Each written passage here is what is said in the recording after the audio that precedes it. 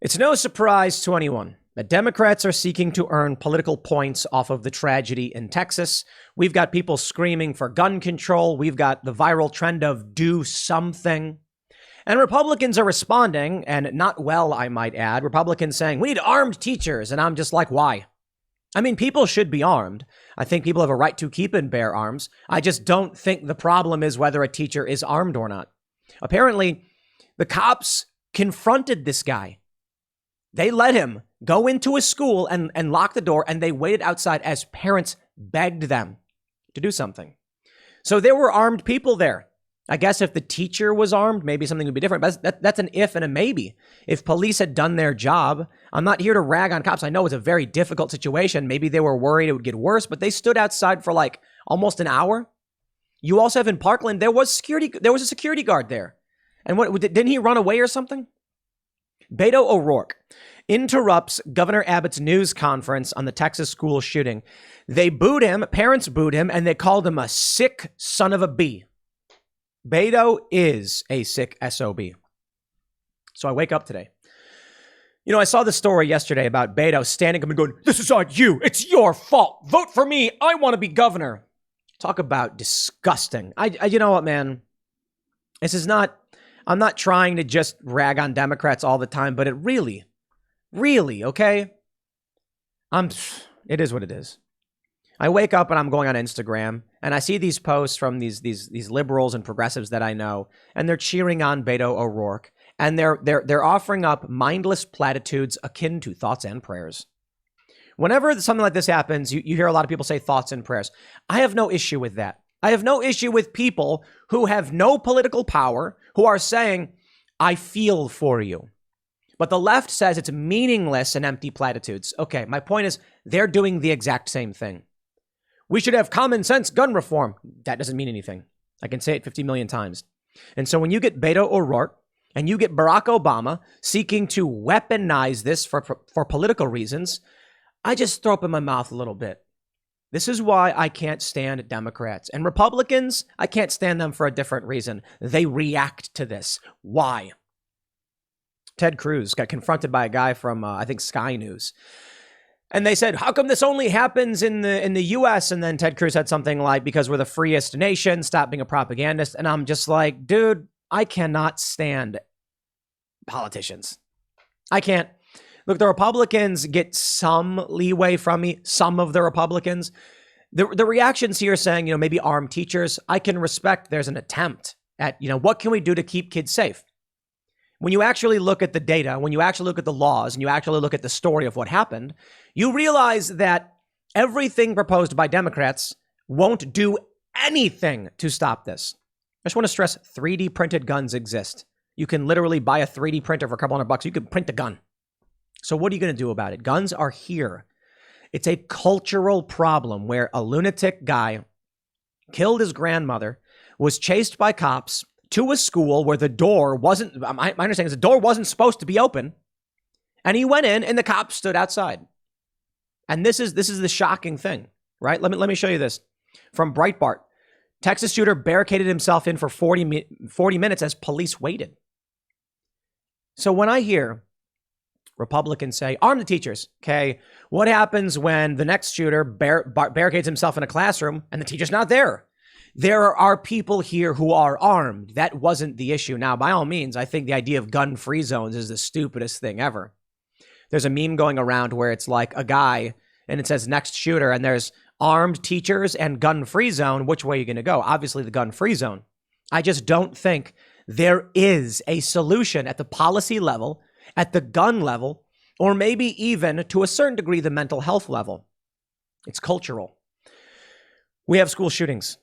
This wasn't a traditional school shooting as we typically refer to them, right? You have some of these instances where a crazy person goes to a school as opposed to actually attending the school. You know what I mean? Like typically when these things happen, it's like someone who was bullied or someone who went there. We can't predict when a crazy person will show up to a place and attack kids. So you get people like Beto O'Rourke. I want to show you the reaction to this. We got Beto O'Rourke and we got Barack Obama from Breitbart.com. Barack Obama uses Texas shooting to memorialize George Floyd. I see this photo and it is exactly Breitbart got me to feel exactly what they wanted me to feel by posting this image of George Floyd with wings, forever breathing in our hearts. We have a cultural sickness. Our culture is sick. It is dying. That's it. And that's why, some people don't like to hear it, but I talk about civil war, and I do because this is not tenable.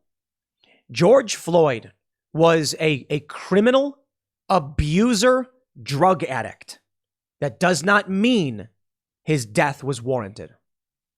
But it certainly means you don't memorialize the man. If we cannot look up to people of greatness anymore, and this is what we get to look forward to, victimhood, we are decayed. All of these problems that we experience that are like, they're a little too overblock. Many of the problems we experience, like these shootings, like George Floyd or police, cultural decay. And from that decay is emerging the culture war. Now, left and right means who knows what. I suppose in certain contexts, tribal signifier. So in the sphere of influence, let's call it the woke and the anti-woke. I know you can call a libertarian, authoritarian, you can call a lot of things. Certainly, I fall in the anti-woke sphere of influence, but I lean left on a lot of issues. This is why the left would call me right-wing, and the right would call me left because I'm to the left of them on cultural issues. But what you got to understand is you have the traditional left-right, liberal, conservative American paradigm, and then you have the woke cult left, as we call it. There's some overlap for sure. But to those of us who believe in freedom, to those of us who believe in stories of, say, the hero's journey, to those of us who look up to people of greatness, the left certainly does not. We exist in that sphere of influence. So why is it that you might be a conservative and you would agree with me who's more liberal? Why is it that I would fall into the traditional pro-choice spectrum, but sit down and share a laugh and make jokes and work on content together with someone who's a conservative Catholic like Seamus Coughlin? Because we agree on most things, but we have strong disagreements on various other issues. And I'm more, I suppose, flexible on, I'm willing to hear ideas. I'm willing to be wrong on things. And we all generally think authoritarianism is bad. But I can hear what Seamus has to say and disagree. Outside the sphere of influence, you have cultural decay. It is a chaotic and destructive force that yearns for power. It is a mass of disparate, broken ideologies that is doing whatever it can to steal power. Beto O'Rourke, Barack Obama. What was Beto doing when he goes in and starts yelling during a press conference when parents are trying to learn about what's going on with this shooting and what's happened with their school? What was going through his mind was that there are zombie-like NPCs, if you would, mindless drones lusting for power. An amalgam of just cultural decay, the refuse and excrement of our culture bonded together, saying, give more. Beto offers up nothing. Let me show you, all right? Here we go. Beto O'Rourke, archived from his website. Hell yes, we're going to take your AR-15, says Beto O'Rourke, because he thought it was going to earn him votes. Hey, what's this? From KLTV. From Beto O'Rourke, I'm not interested in taking anything from anyone. What I want to make sure we do is we defend the Second Amendment. Talk about a scumbag. Which is it, brother? Which idea are you going to sling to the public now in a desperate attempt to cling to power?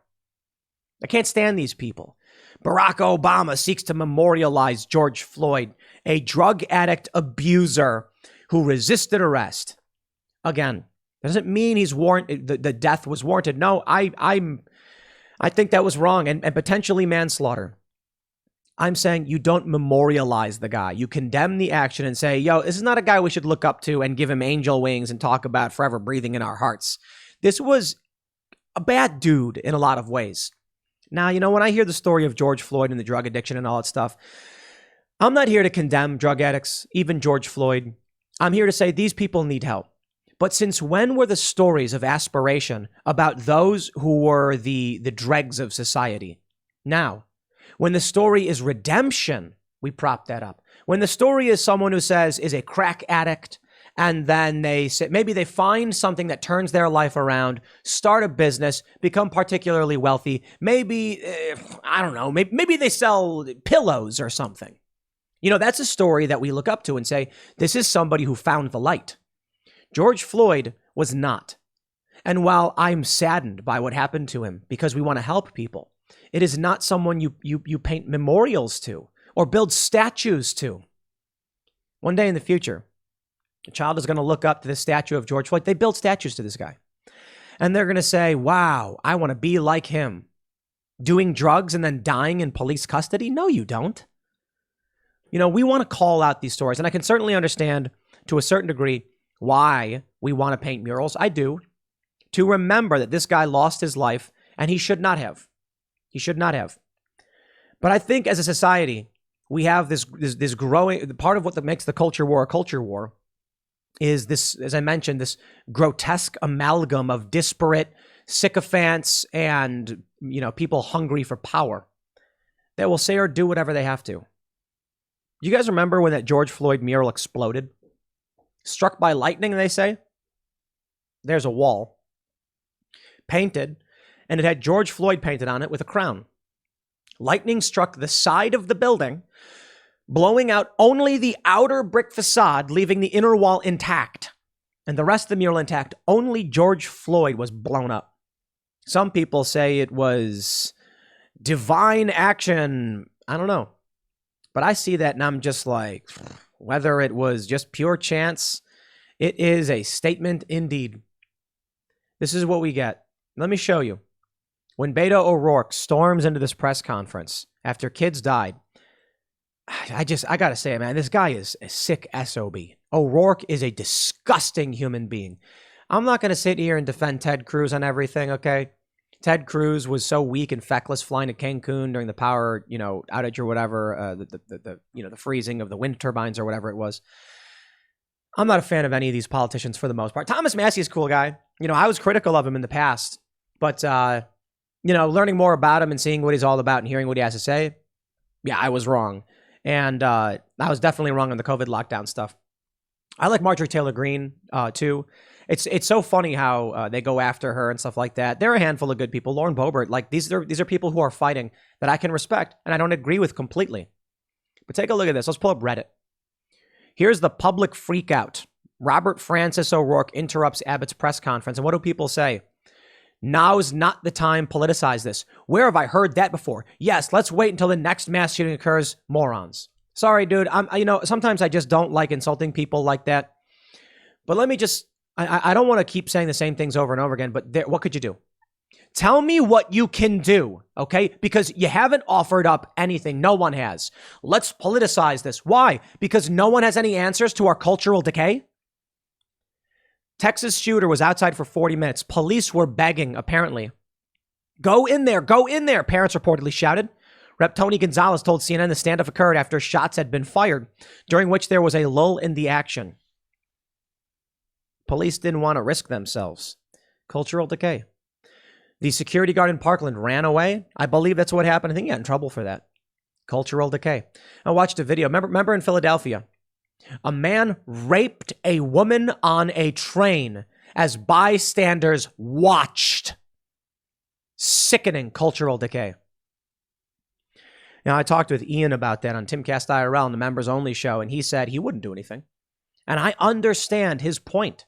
I understand what he was saying. I disagreed, though. I was like, nah, I'd drop kick that dude. Yo, if I saw a guy raping a woman, I'd hit him. I'd strike him. I would stop him. I would defend that woman. Because something about that just strikes you at your core, like demonic evil. But why did no one respond? Cultural decay. I'll say it for the 50 billionth time. I did a segment. It's like one of those popular segments I've ever done, and it was 4 years ago. And I think it was 4 years ago. It was about how men are no longer helping women and children. Got like 2 million views. Crazy. And I read the story about a guy who was I think it was in a mall. And there was a little kid crying and looking around with no adult around him. The man sees the kid, slowly turns around and walks away. Someone eventually comes and helps the kid. And there was a woman there who was a journalist for a local outlet who saw this and ran to the man and said, I'm just curious why you didn't help that child. And he said, people would accuse me of being a kidnapper or an abuser, and then I'd have to defend myself. But I mean, think about it. Lost kid, adult, walks up to the kid. Where's your parents? What's wrong? Someone sees the kid crying and says, what are you doing with that child? Who are you? What are you doing? You're a kidnapper. So he's like, screw that, I'm out. You have a dude raping a woman on a subway train. Why would someone want to intervene? They'll be accused of who knows what. Depending on the race of the perpetrator, they could be called racist. What if the dude attacks them, pulls out a knife? Who's going to defend them? He could get sued. Stay back, mind your own business, and get out while you still can. That is the mentality of this country. I just watched another video. It was posted on, it was on Twitter. And there's a black dude on a subway train in New York attacking people. He sits on a person, I think a woman, and then she moves, and he sits down next to her. It might be a different woman, and she tries to get up, and he grabs her hair and pulls her down, and the woman begins to cry, and everyone just watches. They just watch as he does this to her. In that instance, I thought to myself, what would I do? And I'll be completely honest, in that instance, right there, pulling the woman's hair and holding her down, I don't know if I would intervene. When it comes to the dude on the subway train in Philadelphia raping that woman, I mean, look, I'd probably lose my mind. I might kick that dude hard. I don't know. I don't want to say too much because of the legalities and stuff like that, but I'd stop that guy. I'd do whatever I could. And that means probably risking my life. Now, a guy pulling on a woman's hair is bad until he crosses a certain line. I don't know, if you want to escalate the situation. The guy's sitting down, he's grabbed the woman by the hair. I certainly think if we were in a better cultural circumstance, this wouldn't happen. The issue is, when it comes to the woman being attacked and raped, that's a line that I'd probably go into a blind rage. And I think most of you would probably agree. You probably wouldn't think, you wouldn't care, and you'd just be like, not in my town, not in front of me. This is not happening. Someone pulling a woman's hair, and you're like, in a healthy society, everyone would come together and detain this guy, stop him. But we are not in a healthy society. And so therein lies the challenge where people's limits are. They see this happen and they say, if I intervene, that guy could pull out a knife, he could start hitting me, attack me, and no one will help. And that's probably the reality, and that's why no one does. So escalate the situation into extreme violence because he's pulling on a woman's hair, tough call. I'm sure many of you would say, absolutely. Grab him, fight him, do what you have to do. I respond with, you have no support, you have no backup, and no one cares about you. Maybe it's better to de-escalate. Now, if he advanced, beyond just pulling her hair, I might snap. Hearing that story about the guy on the train blew my mind. Absolutely. That a guy could do this and people would sit down and watch. It was 10 years ago that Luke Rudkowski of We Are Change, I don't know why I added a D. We Are Change filmed a video, I think it was just around 10 years ago, called, what was it called? Just Keep Going, You've Got Nothing Left to Lose, or something like that. Watch it. It's a good video. Luke, who lived in New York at the time, said that, he travels on the subway all the time and people never talk to each other. They even avoid looking at each other. They just mind their own business. They're on a train with millions of people every day and they just look down and ignore everybody else. They never talk to each other. That's horrifying and disgusting. And I think that's why we're seeing what we're seeing. How is it you get cultural decay to the point where you have mass shootings? Because people don't care about each other. Because people are narcissistic, because they don't view anyone as part of their community.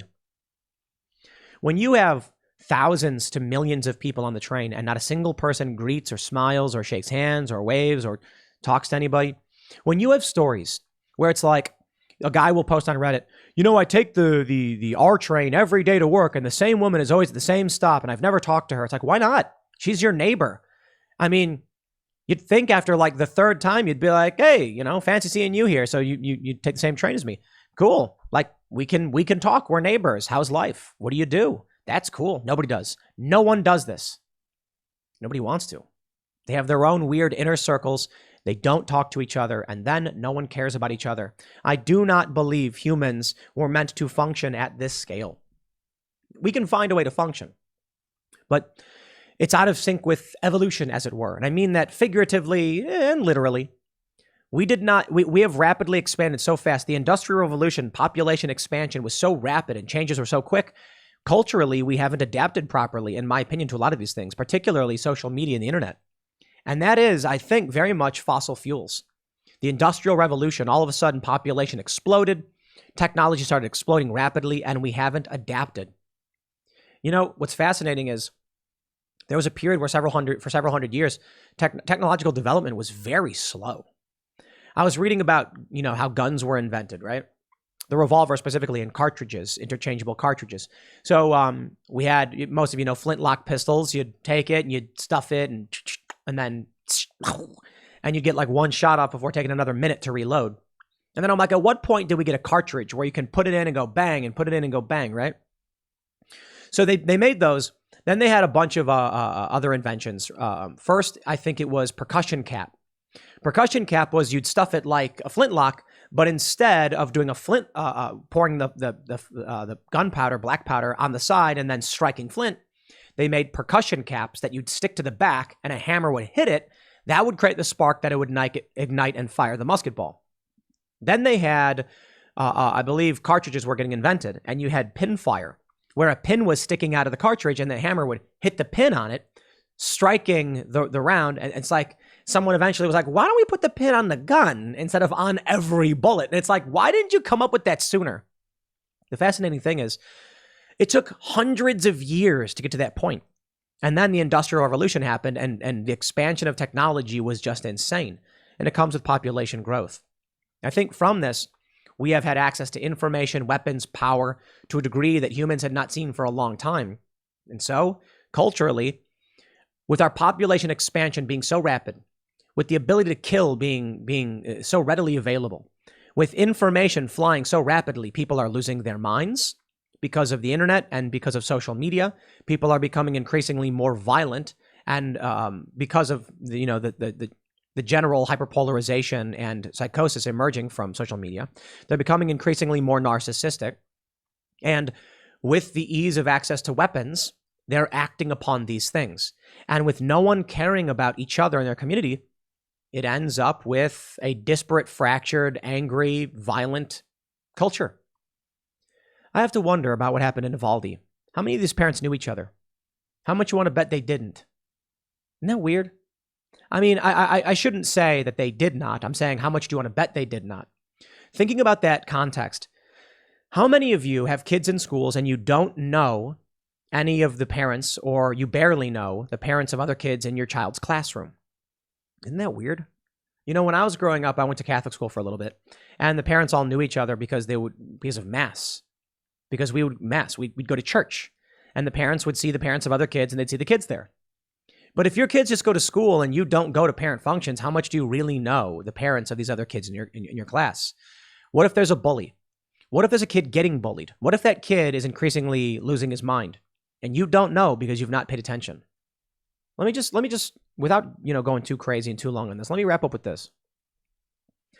How is it that it took Zoom classrooms and COVID for parents to finally learn that their children were being groomed? Isn't that weird? I didn't experience that. My parents were always like, what did you learn in school?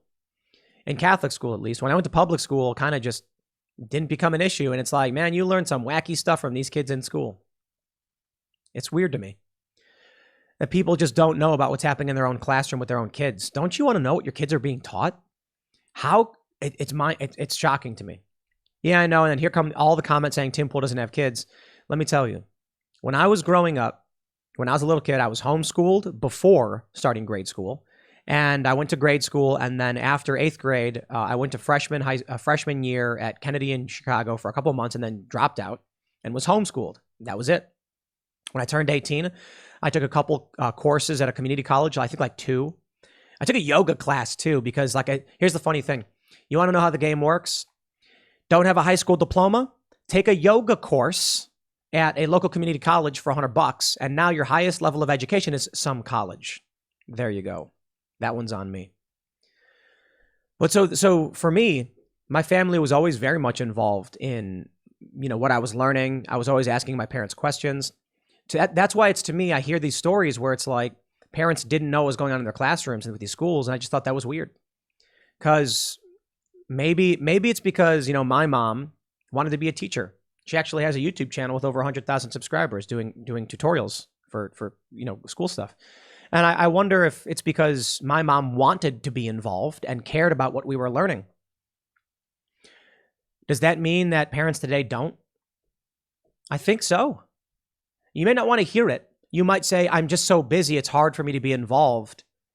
I don't accept that. I've had so many people come to me and say, I wish I could do what you do. This particularly when I was traveling the world doing journalism, and I say, just go do it.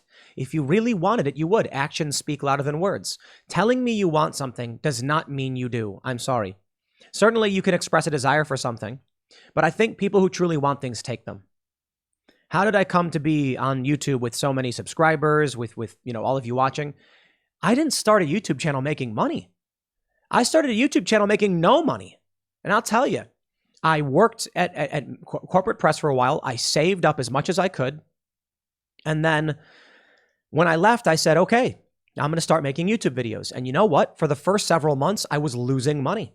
And there was a period where I thought to myself, like, doing my budgeting, I'm like, how much longer can I really do this at the current rate?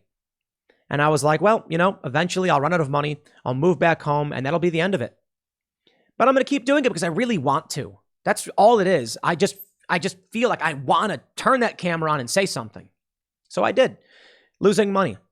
Then I remember that at a certain point, after like 6-7 months later, I had Patreon and I was actually breaking even. I was like, wow, I can pay my rent now. That's it. My savings are no longer being depleted. That's it. I'm good. I'm done. I can pay my rent. Didn't have any health care or anything like that and was eating. Cool. Now I can keep doing this. And it took like 6 months. And then after a year, I was like, I'm actually making a living. It's actually less than I was making at corporate press, but I was like, I just want to do it. Everything I do and everything we do at Timcast is because I want to do something. I'm not sitting here thinking about how to make money doing it because I want to. I feel like if you really wanted to be involved with your kids' lives, you would be. Not everybody can. I get it. Some people work so hard, 16-hour days to just pay the bills to keep their kids fed. I get it. I'm not saying people aren't experiencing hardship. I'm saying, but there are a lot of people out there who aren't paying attention. And even if you are working 16-hour days, because I know the people who are, and I worked with them, you've got to find time to ask your kids, what's going on, man? Tell me what's up. Otherwise, culture will decay. Homeschool your kids. I think a return to community. This is why religion, I think, is so important. Not that religion itself is correct, but that it does connect people, at the very least. I'll leave it there. Next segment's coming up at 1 p.m. on this channel. Thanks for hanging out, and I will see you all then.